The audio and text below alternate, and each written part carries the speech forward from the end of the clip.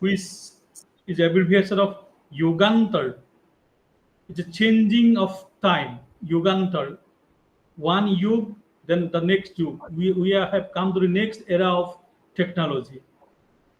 And what kind of technology? Advanced technology, advancing new technology. And who will do that? The people in our own country, people in the higher education, people in the field of technology, not only in the universities and the IITs, but also in the industries. So important point is the new technology, research on that, and acceleration. So with these few words, I welcome Professor Ravi Jaiswal. He has been associated with us for quite long now, and we are really thankful to you, sir. We will be again, invite you. We have last experience your very valuable speech today. Also, I'm sure that your speech will encourage our learners and our colleagues. With this brief introduction, I request Professor Ravi Jaiswal to start his speech. It's up to Ravi now. Okay. Thank you, sir. Thank you for your kind words. First, let me share my screen.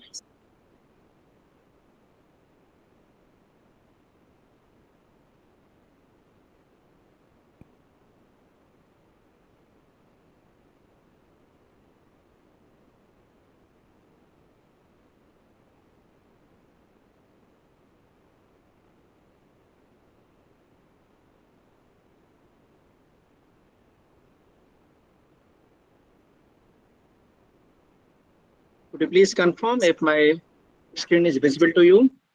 Yes, sir, it is visible. And are you able to see the slide I am flipping back and forth? Yes, sir. Okay, all right. So first of all, I would like to thank Director Sir for giving me this opportunity to interact with you again. Actually, as Director Sir said that we are celebrating National Technology Day, and the theme I have chosen for my talk is solar power for India's sustainable development. This is the theme I chose for today's talk. So when I say sustainable development, means development which will last longer, development which will not disturb the environment, development which will not use those resources which are short-lived. So development which will also give equal opportunity to develop to our future generation as well.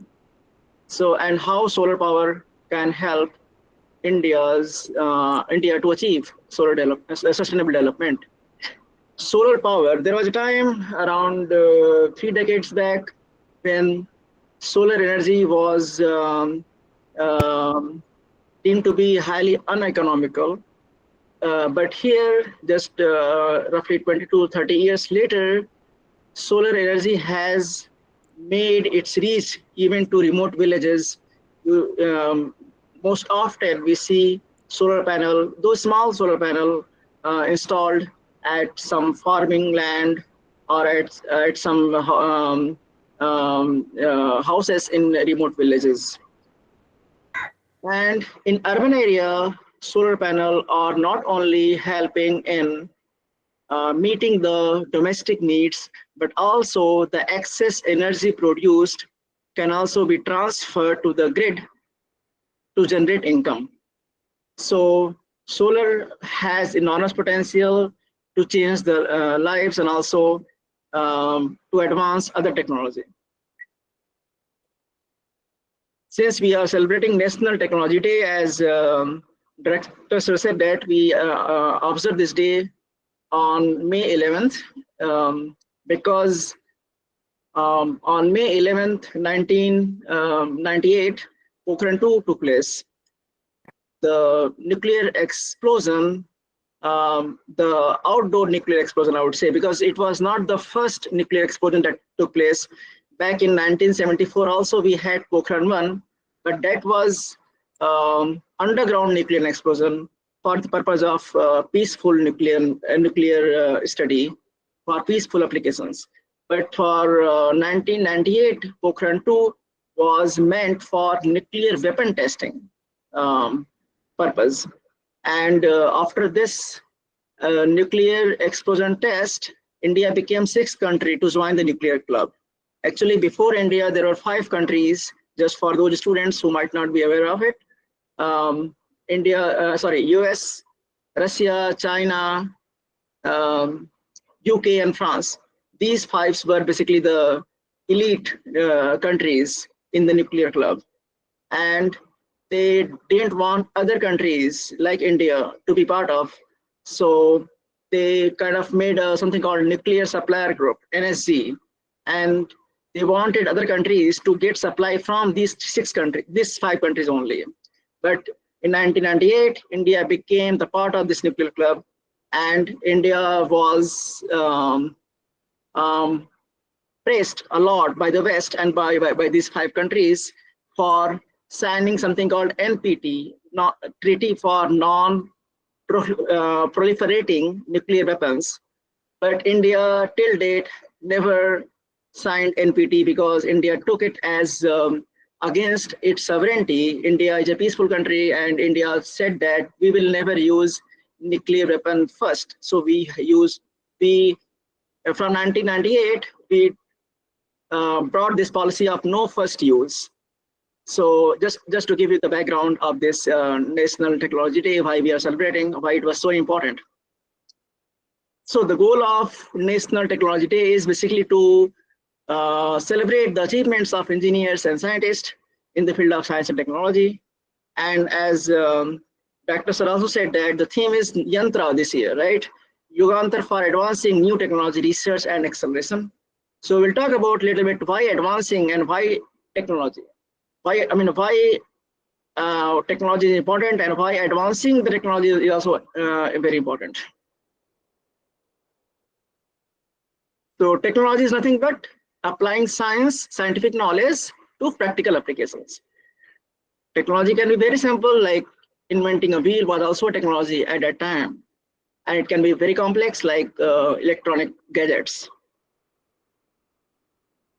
In terms of our PM Modi's statement, he made one statement like science is universal, like Newton's law is applicable everywhere, but technology must be local. Technology must be serving local needs. So ideally, we would like to use scientific knowledge to address our challenges of our countries. So what is the need of advancing? Because advancing was also the term used in Yantra. So what is the need for advancing the existing technology? Here, I thought to have these 6 were the major points that came to my mind, that enhance performance. No matter which technology we have at present, we would always like to enhance its performance. Like there was a time when Pentium was sufficient, but we never got satisfied with the speed of Pentium, and now we are using Intel Core.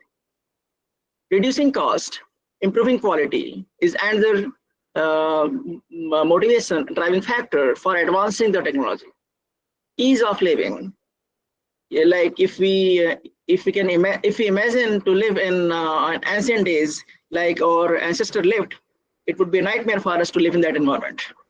So no matter how cozy environment we're living in, we always aspire to live in even better environment. So that is another driving factor for advancing the technology. Sustainable development, as I said, development must be long-lived, right? So development should not exhaust the natural resources. Development should be utilizing those resources which are sustainable in nature. Improved security, that is another driving factor. Security, maybe security at personal level and also security at national level. So that is another driving factor for advancing the existing technology. And of course, solving the unsolved problems. Well, so many unsolved problems, and like in different types of cancers, in terms of securing our national borders. So there are so many unsolved problems that can be addressed by advancing the existing technology. Okay, you can stop me at any moment. Please feel free to stop me if you have any questions. So by advancing the technology, we can meet the India's vision at 2047, which is to achieve the target of a developed country. And it is possible only if we can develop technological self-reliance. As you know, there was a recent news that now India is going to be 4th largest economy by replacing Japan pretty soon, and India may become 3rd largest economy in 2028 by IMF predictions by replacing Germany. So these all would be possible only by advancing the existing technology. So now coming back to the theme of my talk, which is solar power. So I'll talk about basic first, so that I can bring all my audience on the same page. Their recent advancements and future scope. So if we make the list of potential sources of energy, you would have these candidates like fossil fuels, nuclear, biomass, hydro or tidal power, geothermal, wind energy, and solar.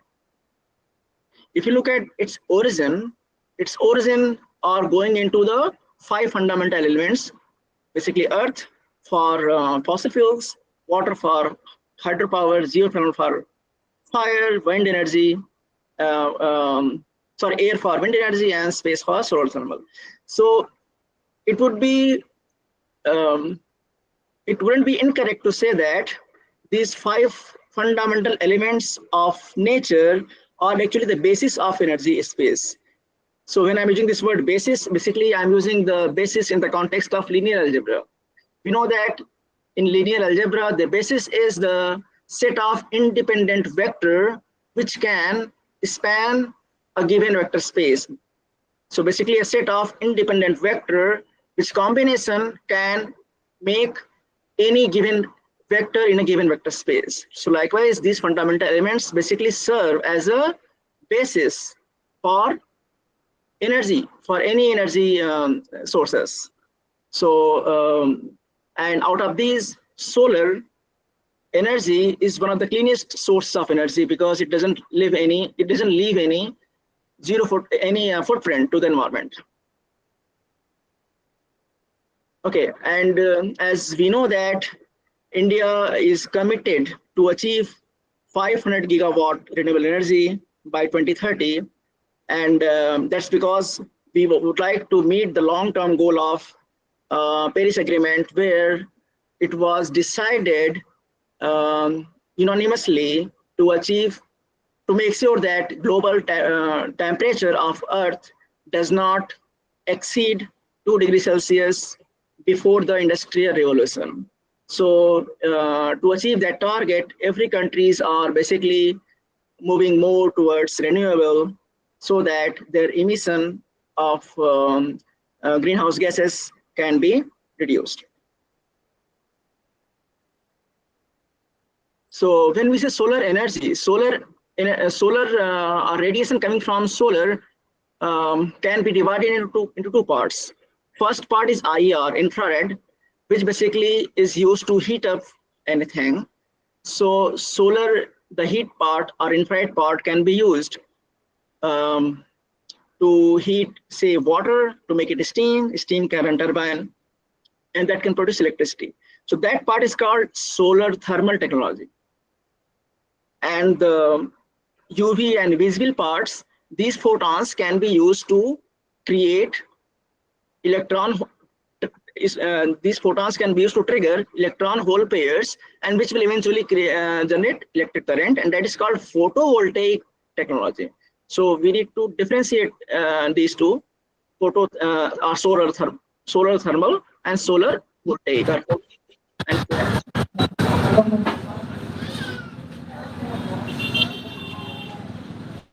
And also there are interest to use both technology, solar thermal and solar voltaic, solar voltaic in the same setup. It's called hybrid PV thermal technology. Means we are harvesting heat as well as we are harvesting those photons which can create electric current. If you look at the global energy consumption breakup for the last 2 decades, we will see that these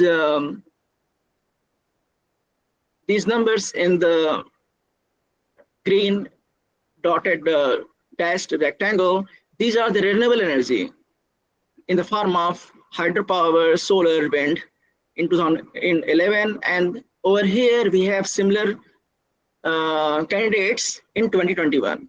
So we see there's a clear-cut indication of increase in the solar and wind power, although at the moment the renewable energy is dominated by hydropower, but soon, maybe within a decade, we'll see that the renewable energy basket being dominated by solar and wind, because hydropower, though it is renewable in nature, it is not good for environment.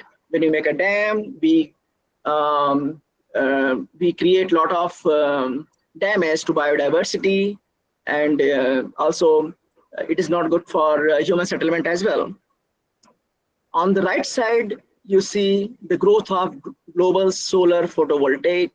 The prediction for the current decade is from 480 gigawatt to 2840 gigawatt. So roughly, you will see like close to 6 times increment in the installation we are expecting in the current decade by the end of 2030. So there's a huge scope in solar photovoltaics in terms of their installation capacity, and it is projected that the market of solar will grow at the cumulative annual growth rate CAGR of 8.9%. So there's a huge scope, and there's a huge market demand for solar photovoltaics in the current decade. In terms of Indian context, where we are for solar photovoltaics, so I think around 10 years back, in 2015, India and France, they jointly founded this International Solar Alliance. It is one of the few global body which headquarter is basically in India. So I say headquarters is in Gurugram. And there's one limitation of solar, because we know that sun is there only for the daytime. Sun is not there in the evening. So to overcome that limitation, many countries which lie in tropics, within Tropic of Cancer and Tropic of Capricorn, they are collaborating on the initiative of One Sun, One World, One Grid. It means countries where sun has set at the current moment, they can take the power from other countries lying at different longitudes where sun has not set. So what I'm saying that this way, this is the transnational solar grid initiatives. For example, India can take solar power generated electricity from Saudi Arabia when we have the evening. So this way, basically, this kind of initiatives, of course, it is still in the development phase, but it can eliminate the limitation of sunset and storage cost. So, and India has set the, like other countries, India has also set the net zero emission target by 2070, and solar energy, solar photovoltaics is going to play a big role in achieving this target. So now, what are different solar PV technology? In general, we can divide solar cell technology in 3 parts. First generation solar cell, which is basically based on silicon, and all the commercial solar cell are basically first generation solar cell, they utilize silicon only. Second generation solar cell and third generation solar cells, they are still in research phase. So whenever we talk about commercial solar panel, basically we are talking about crystalline silicon solar panel, crystalline silicon based solar cells. So here we have seen this kind of solar panel, of course, right? So when we look into detail, like what is there inside the solar panel? So solar panel is nothing but it is a multi-layered structure. There is a silicon solar cell, and this black layer, you can consider this as a silicon solar cell. And on the silicon solar cell, there is a contacts, because we need electrodes. So we have metallic contacts over here. These lines basically that we see over here, these lines are silver and composite based lines. They serve as electrode. And also we have a back metallic contact on the silicon solar cells, is generally made of aluminum. So this is silicon solar cell. In a silicon panel, many silicon solar cell, all these square basically as individual silicon solar cells, they are packaged, they are encapsulated using polymeric layers. So this one silicon solar cells, likewise we can have many different silicon solar cells lying side by side, and we have adhesive layer of polymeric material like EVA, ethyl vinyl acetate, which will kind of, imagine as if we laminate papers using polymeric film. The same manner we laminate silicon solar cells by using polymeric film made of EVA, and to support that polymeric film we have glass on the top and a thick backseat on the bottom. So the whole thing is basically a multi-layered structure where many silicon solar cells are connected in series and packaged between glass and backseat using the help of polymeric sheet.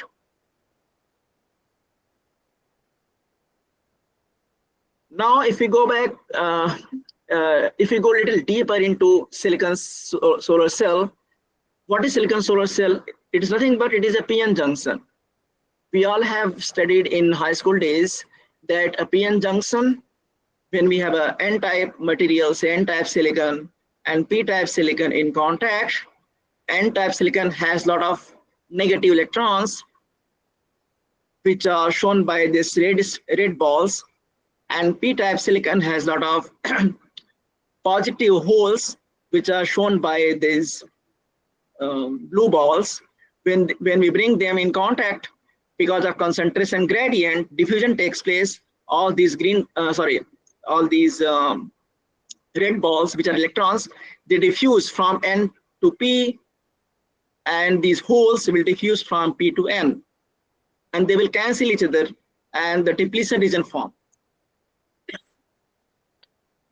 So in this depletion region, because the N-type silicon loses electron, it creates positive charge over here, and P-type silicon receive electron, it creates negative charge here. So electric field develops here from positive to negative, so from N to P. So in a silicon solar cell where we have NP junction, an electric field is produced from N side if N is on top, N to P. So when there's no sunlight, all these holes and electron will cancel each other. There won't be any current. But if there is a sunlight falling on the NP junction, then this sunlight will create electron shown by red ball, holes shown by this blue ball. And because there is electric field, I just talked about, we know that positive charge travels in the direction of electric field, negative travels opposite to electric field. So holes will move towards P, electron will move towards N, and a current will be produced. So in dark, we get a plot like this. At 0 voltage, 0 current, but in light, at 0 voltage, we can still get current because of the produced electron hole pair via sunlight. So this is basically basic principle of a silicon solar cell. Now, since we talked about the silicon solar module, by the way, let me clarify, when I say silicon solar cell, I'm talking about only this When I say silicon photovoltaic module, I'm talking about this thing. Module means the whole assembly, which has many solar cells. So if you look at the cost breakup at the module level, there is silicon, solar cell, basic silicon materials, and solar cell formation that also has some cost, and packaging. But out of these, the most expensive part is silicon. So the point here I want to make that if we want to reduce the cost of solar module, we have to reduce the cost of silicon, silicon wafers, because that is basically the most expensive component in the PV module. So now how silicon wafer is produced? There is a process called, by the way, silicon wafers can be monocrystalline in nature and multicrystalline in nature. And of course, monocrystalline nature will have little higher efficiency than multicrystalline silicon wafers. So how the monocrystalline silicon wafer is produced? Basically, we have a crucible, we have a silicon, solid silicon. The crucible is heated up to 1500 degrees Celsius, so that all this solid silicon chunk comes in the molten form, and then a seed crystal. Seed crystal is like a monocrystalline material which is dipped into the melt, and slowly means very slowly, maybe 1 centimeter per hour. At that slow speed, it is pulled up. And as the silicon comes out of the hot zone, because the whole thing, this thing is very hot. But as silicon comes out of the hot zone, it gets cooled down and solidifies. And at the end, we get this kind of brick or ingot, you can call monosilicon ingot. This process is called Zakrzewski process. And how to make multicrystalline silicon? For multicrystalline silicon, we don't use seed material. Rather, we have a rectangular crucible where again silicon is heated up at 1500 degrees Celsius, and slowly silicon is cooled down from the bottom. We have a chiller which cools down the molten silicon, and solidification starts from bottom to top. So at the end, we can get this kind of big silicon ingot, which we can cut and make the silicon wafers. So just wanted to give you an idea that how monocrystalline and multicrystalline silicon ingots are made. And of course, monocrystalline is a little bit more expensive, but it offers slightly higher efficiency when we make the solar cells out of it. However, in the commercial solar panels, you will see that majority of the solar panels have multicrystalline silicon wafers because they are cheaper than the monocrystalline. Here I have a complete process flow. As I talked about, the process to grow silicon ingot by having this solid silicon chunk in a crucible. Once we have ingot, this ingot are sliced into different bricks. Then bricks are inspected to see if we have any impurities or not. Generally, impurities are found on the top, and those are cut down, and clean brick is sliced through diamond coated wire to make wafers. Once we make wafers, we make the contacts. I talked about the metal lines, having silver metal lines on the top and aluminum coating on the back. That's how the silicon solar cell. Now silicon wafer has been converted into silicon solar cell, and many silicon solar cells can be arranged and packaged. I just talked about how to package to make the silicon PV module. So this is the complete process flow to fabricate silicon PV module, starting from the silicon solid chunk. Now I'll talk about the recent advancement. So recent advancement in the field of silicon photovoltaics has taken place in these two directions: cost reduction and efficiency enhancement. These two are the major goal of research activities which has taken place in the past 2 decades. There is always a continuous push to bring cost down. So here we see that the cost of module per watt module has dropped from $7 in 2010 to $2 in 2021. Recently, actually, the cost, I was looking at some sources, and a company claims to achieve $1 per watt cost for the PV module. So that has been achieved. So there is always a continuous push to reduce cost. And how to reduce cost, I talked about in the I just said that in PV modules, silicon is the most expensive component. Roughly 50% cost come from the silicon itself. So generally, companies which grow silicon wafers, they try to reduce scraps, they try to recycle silicon waste to cut the cost down. I talked about how to grow silicon ingot. So generally, silicon ingot, as I said, silicon ingot is grown by using a crucible. So when we use a crucible, we don't want this silicon to stick with the crucible. Therefore, we have a coating of silicon nitride material. This silicon nitride coating actually prevents silicon to stick to the crucible. So, but the problem is the silicon nitride coating can also fall in the silicon melt and create some precipitates. And this silicon will be basically waste silicon. All these black zones that we see here, these are silicon nitride coating which can come off from the crucible into silicon melt and eventually can become part of the silicon ingot. This is one problem that company face, and actually I worked for solar companies for about 4 years, and I was working on this problem. That's why I just thought to share this problem and how we solve this problem. So this was the basically problem of silicon nitride coating coming into silicon melt and causing this precipitates shown by black color. So what we did the modeling of silicon melt. I just said in silicon how the silicon ingot is produced. First we have the silicon chunk. We heat it up to the melting point. We have silicon melt. Then we start cooling down from the bottom. So from the bottom we have a solid here, and we cool down very, very slowly.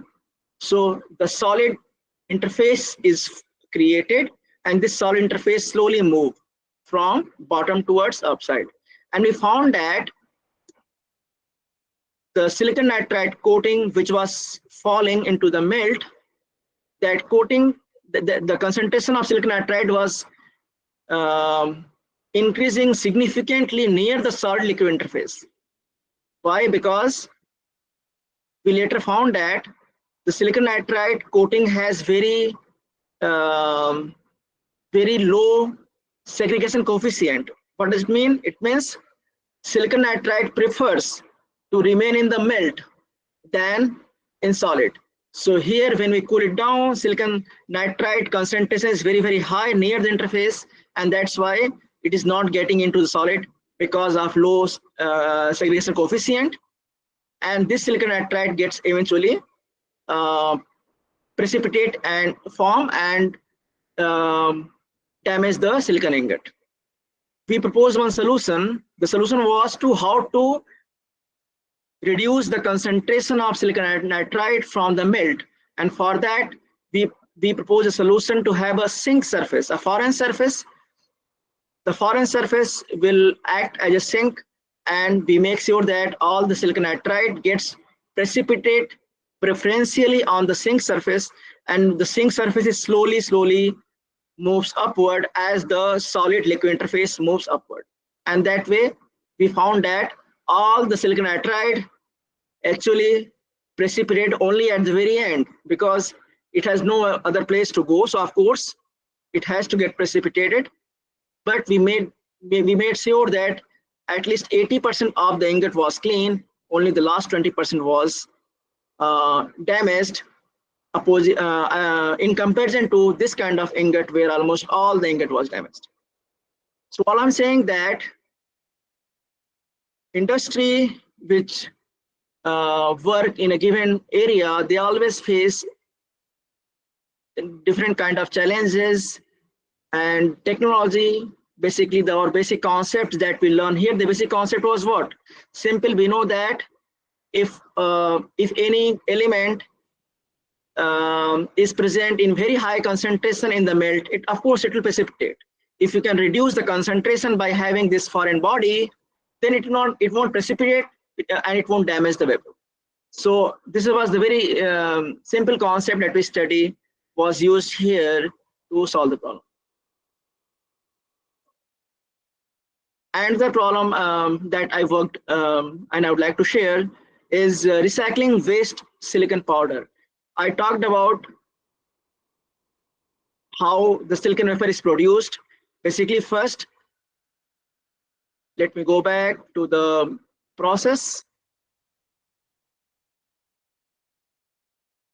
I said once we have this silicon brick, then we use diamond coated wire to cut down brick into the wafer form. But whenever we use any wire, of course, wire has some thickness, and that thickness, the material of silicon lying in that thickness will be lost. As if if we cut wood brick using some saw, we create the wood dust, right? The same way, if you are cutting silicon brick using wire, we'll create silicon powder, and roughly 35 to 40% of silicon ingot was lost in the form of silicon powder by cutting process. So it was another issue, like if we can reuse those silicon powder, we can of course cut the cost down. We can reduce the cost of silicon module because silicon is one of the most expensive component. So there was another project that I worked on. Here what I am showing you is the silicon powder. This is mud. This mud is not like clay. This mud is basically silicon powder that is produced while cutting the silicon ingot. And we wanted to recover this silicon powder. Silicon powder was in contact with the coolant, in contact with other contaminants. So we can't use silicon powder as it is. So we wanted to work on this problem to see how we can clean those silicon powders so that it can be recycled. But cleaning a surface is much easier than cleaning nanoparticles, because nanoparticle has tremendous surface area and all the contaminants will cover those surface area. And whenever we want to clean nanoparticles, we would like to make sure nanoparticles are in the dispersed form. For example, if I have some cleaning medium and I have nanoparticles that I want to clean, I would like to make sure that particles are well dispersed. Only then their surface can be cleaned. So we would like to have a very good dispersion. But say we have cleaned the particle, now we want to drain those cleaning medium. But and that time when you want to drain those cleaning medium, you would like to make sure that particles are agglomerated, because agglomeration is important for filtration purpose. Otherwise, filtration rate will not be high. So what I'm trying to show that why dealing with or why cleaning nanoparticles is very challenging task, because of their extremely surface area, because of these two opposing conditions. While cleaning, you want to make sure it is dispersed. While draining the liquid off, you want to make sure it is agglomerated. So these two are two contradictory situations. So a lot of engineering development were also involved to handle these two contradictory situations. And I will just show the final results.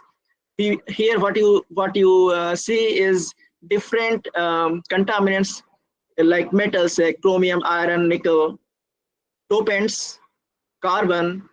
Their concentration in the silicon powder without treatment is here, and after treatment is here.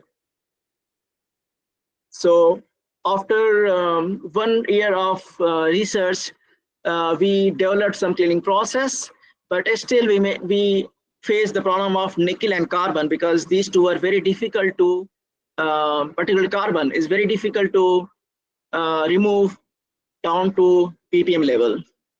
So this was the one another problem which basically fell in the domain of cost reduction. So I wanted to share over here.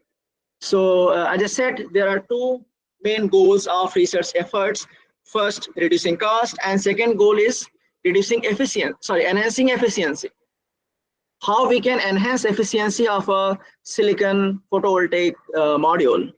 So theoretical limit of a silicon photovoltaic module is 32%.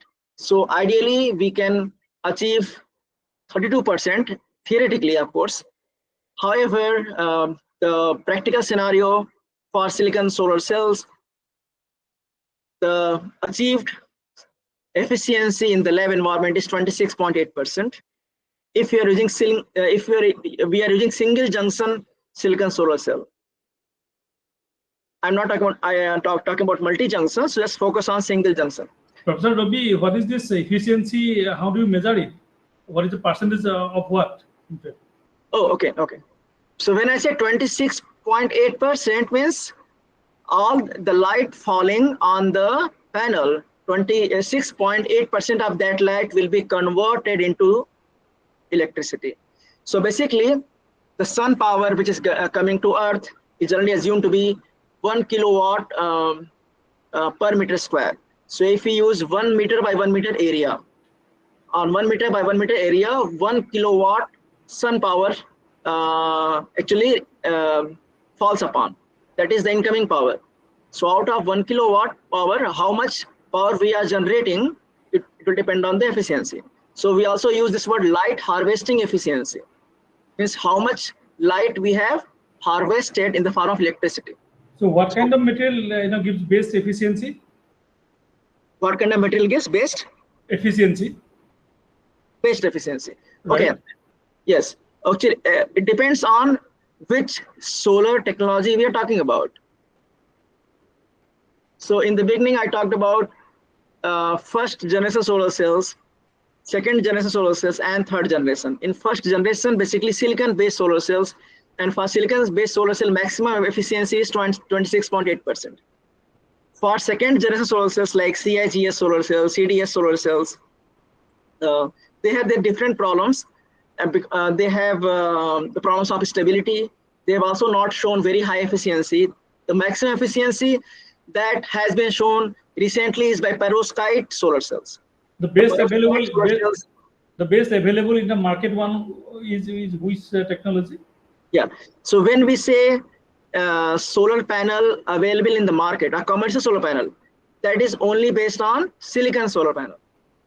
So all the most of the commercial panels available in the market, they utilized silicon solar material only. So it will be around 26. Exactly. So that is 26% in the lab environment. But in the plant environment, in the actual field environment, we get even much lower than that, roughly 15 to 18%. So lab you are showing 46. Oh, okay. Right. Okay. So I just said, very good question. Thank you for asking. Actually, I said silicon solar cell is a PN junction. Like it is a single junction. It is single junction solar cell.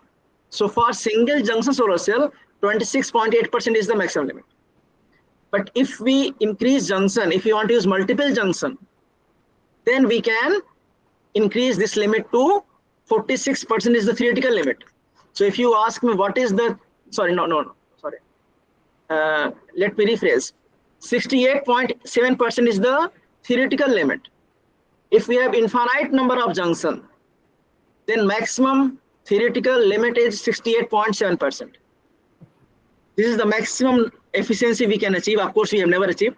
We can't achieve. It is a theoretical number. So as we increase number of junction, this efficiency can increase. So for single junction, maximum limit is 26%. For multiple junction, maximum number is 46%. These are the achieved number. So, but for commercial panels which are available in the market, they are mostly single junction solar cells and single junction silicon-based solar cells. So for them, maximum efficiency that we can expect is 26%. Thank you. But again, it is the measured efficiency in the lab. But when we use this solar panel in open environment, because of different optical loss, electrical loss, thermal loss, we don't even achieve 26%. Maximum we achieve is roughly 18%. That is the maximum we can achieve in the operating field. So we call it like operating efficiency. It is not the claimed efficiency. Claimed efficiency will be like 26% for single junction silicon solar panel. But the operating efficiency, the actual efficiency that we are we actually achieve in the field is roughly 18% because of these different losses. So in research domain, scientists are researchers are actually trying to reduce the losses so that at least we can achieve very close to the lab efficiency in the actual environment, actual work environment, by reducing the optical losses, by reducing electrical losses, by reducing thermal losses. Okay, how do I have? Okay, how much time do I have left? So you can conclude if you Okay. think so. Okay, I will conclude in 5 minutes. Is that okay? All right, sir, all right. Okay, so I have to skip through. Just I wanted to share that the second goal is efficiency enhancement, and a lot of research efforts are being made to reduce optical, electrical, and thermal losses to increase the efficiency.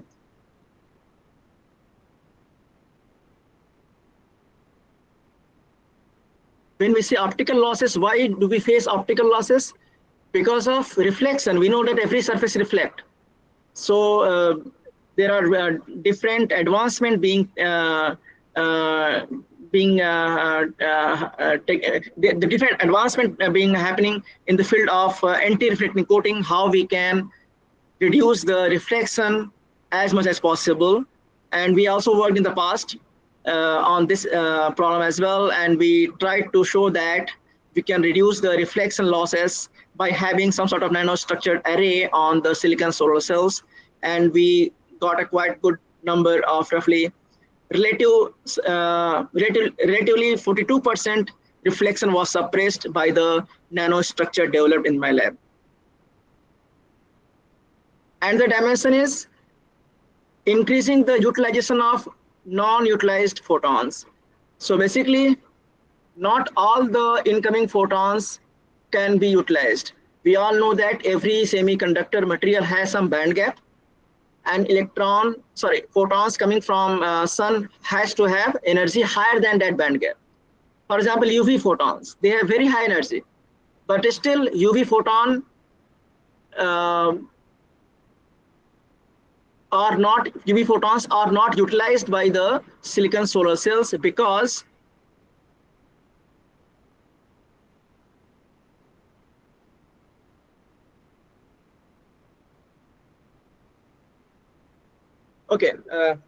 I just said in the beginning that when a photon falls on a silicon solar cell, photon creates electron hole pair, and electron moves towards n side, holes move towards p side.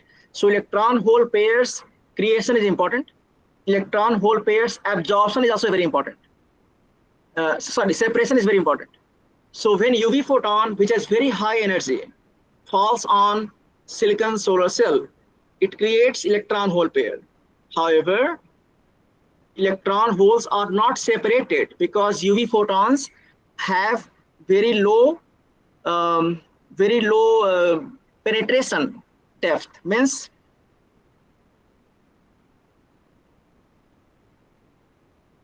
I don't want to go back. Anyways, so I just said solar cell is NP junction. So when any photons falls on the solar cells, it has to create electron hole pair near the junction. So photon must be penetrating solar cells near the junction. UV photons, even though has very high energy, it does not penetrate near the junction, so it does not create electron hole pair, so it is not utilized. So the research efforts are being happening in this direction as well, that how we can utilize those photons like UV photons which have energy, but they cannot go deep into solar cells to create electron hole pairs. And third dimension, is the heat dissipation. Of course, we are using solar panels in tropic regions where we have good sunlight, but sun also has IR photons. IR photons actually heat up the solar cells, and it is known that for every 1 degree Celsius increase in the temperature, roughly 0.6% reduction in the efficiency takes place. So if solar cells is exposed to sunlight for roughly 30 minutes, or yeah, we have seen in our lab that within 30 minutes, the temperature of silicon solar cell rises up by 30 degrees Celsius. So if temperature rises up by 30 degrees Celsius, we can use this thumb rule that every 1 degree Celsius rise will reduce the efficiency by 0.6%. So 30 degrees Celsius rise will reduce the efficiency by roughly 90 to 20%. So this is the very dramatic, very detrimental loss to silicon solar cell efficiency. A lot of research efforts are being taking place to reduce the heating taking place for the solar panels, and how we can basically dissipate those heat, how we can cool down the solar panel. And you must have seen in the news that floating solar projects, solar panels are being installed in the pond. On the basically they are the purpose. It's all two purpose. First, we are using the unutilized land, unutilized space, and also we can use the water to cool it down. So cooling is another very important dimension where research activities are being taking place. Here is one result. We proposed one internal cooling mechanisms, and what we see here by red line is the temperature of silicon solar cell under sun. So see, at room temperature 35 degrees Celsius, within 25 minutes, temperature of solar cell increased to 65 degrees Celsius. But by having some cooling techniques, we made sure that we can reduce the cooling, we can reduce the heating by 16 degrees Celsius. So we can reduce the heating by half, so we can increase the efficiency by half.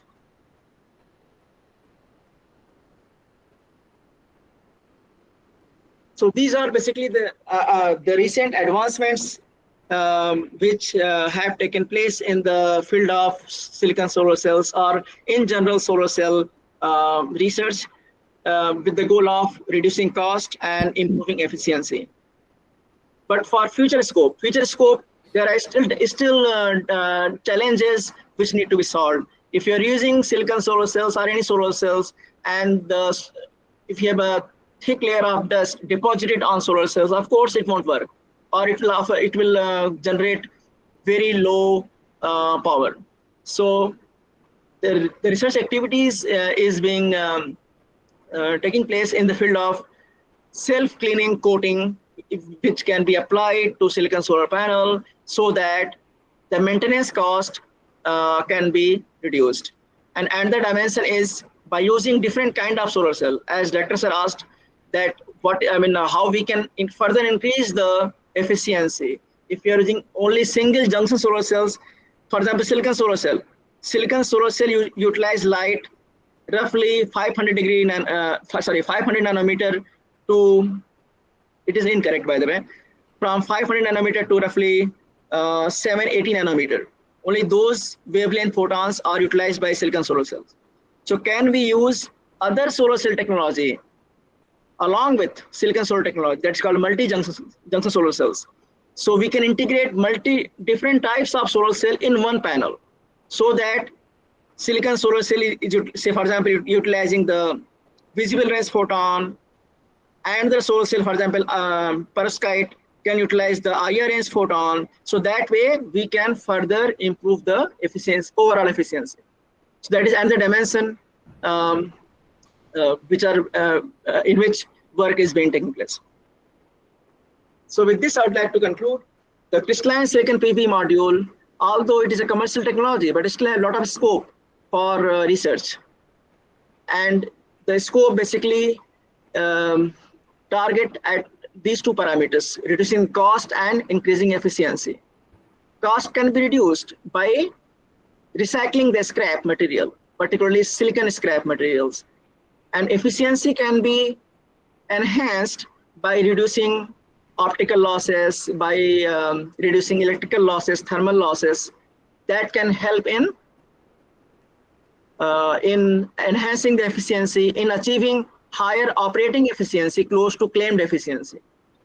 And in future, it's possible to integrate one solar cell technology with other solar cell technology to get higher overall light harvesting efficiency. So with this, I would like to thank you all for listening. And if you have any questions, please ask. Thank you, Professor Ravi. It was so nice, in fact. I remember the origin of the whole story when Einstein discovered photoelectric effect, for which he got Nobel Prize in 1921. So now we are getting the result of that discovery. For our audience, Einstein got Nobel Prize not for relativity, but for photoelectric effect. Simple idea is that photoelectric effect means when photon means light. When light, falls on some materials, like Sir has said, it creates electron, and that once electron is dissociated from the atoms, it can create electricity. That is the whole, in simple language, that is the idea, and that people are using for now converting solar energy to electrical energy. So it was so nice. In fact, though it was technical for many of us, but then this is the time that we go for green energy, and solar energy is definitely green energy. So now a lot of activities are going on in the whole world, how to take this energy and convert it into electrical energy. Many people are coming up with small scale industries as well as big scale industries. And I think your talk will help some of our audience to motivate themselves to go for research as well as also for business in the field. Mr. Hassan has a question. Hassan, I don't know who is that Hassan. Is anybody has a question? Somebody has raised hand. Yeah, I think somebody raised hands. You can ask your question. Even in Assamese, I can translate it to English if required. অসমীয়াতে সুধিব পাৰে, মই কৈ দিম তেখেতক। Is there anybody to ask question? I think nobody is there. If you don't ask, I will ask question. Sir, how is the market scale now? I mean, in India, if you have any idea about the total, market value of the industry of solar energy in India? Yeah, actually in India, the main problem is silicon. We don't grow silicon in India. Most silicon are grown in Taiwan, China. So that is the major dependence. And now there are a few players like Vikram Solar and also Reliance Solar. And there is one technology park at IT Madras. They're also going into growing silicon. So I just talked about like Jakrowski process to grow silicon ingots. So those things are now happening in India as well. Those furnaces are being developed in India now to grow silicon, because if we want to have self-reliance in silicon, in the photovoltaic market, and photovoltaic market is basically silicon-driven market. So we have to have silicon facility, the fabrication facility of silicon solar cell, which will depend on the facility of silicon wafer production that has to happen in India. So as far as my understanding goes, I know that there are a few players which are now investing in growing silicon wafers, growing silicon ingots. And second part of the business is growing, fabricating silicon solar cells, basically the metallic lines. That part is not very challenging, and that they're not and not a lot of margins over there. The main margin is there in the silicon production. Jasmeet, I think she's asking something. Madam No, sir. Rosmi Madam. Yeah, please. Sir, I don't have any question. This is only one kind of feedback as a participant. Okay. I would like to express gratitude for arranging such a informative session on this auspicious day. Actually, I'm from arts background. I have not understood, to be very frank, everything that you have explained. But the moral that I have gained from your presentation is that how by using, solar energy, we can make our life more joyful. We can make even the life of layman. I would like to give an example. Now we can see the battery rickshaws all over in Assam. Those people who cannot afford those things, they can running those things by using solar energy. And many parks also we can see it is lighted at night time by using that energy. So I think science is will be more acceptable when it is accessible to the all public, not only to the bureaucrats or people who are talking at a large scale. So, from a very layman point of view, as I told you that I'm from arts background, Anil Vora sir is a person from physics. He can understand much thing that you have explained, sir. But to be very honest, it was very nice listening to you and very resourceful also. I'm very much thankful to RC Jorhat for arranging such a wonderful session today, sir. Thank you, ma'am. Thank you. So can we Okay, now sir. go for a vote of thanks by Dr. Aditya Kumar Jaiswal, And, please? Thank you, sir. On behalf of IGNOU Regional Centre Jorhat, I would like to thank Dr. Ravi Jaiswal, Associate Professor, Department of Chemical Engineering and Technology, IIT BHU Varanasi, for enriching us with their valuable insight today. Sir, I also believe that your lecture has significantly deepened our understanding of how technology is shaping our India's future. So, thank you very much for your delivery of such a thought-provoking lecture. I think through your lecture, all of our learners must have become capable of understanding scientific thought and learning ways to implement it in various areas of India's development. So, I would also like to thank all the participants, faculty members, and students for joining us today. Your active participants has your active participation has made this session even more meaningful. I also gratitude my thanks to our technical teams for ensuring everything ran smoothly and for making this virtual session a success. We truly appreciate your continued support and look forward to your participation in future events. So thank you very much for all of you, and uh, we wish you all the best in your future endeavors. Thank you very much, sir. Okay, thanks for having me here, and I hope to see you again in future. Thank you. Thank you, Jaiswal ji. Thank you.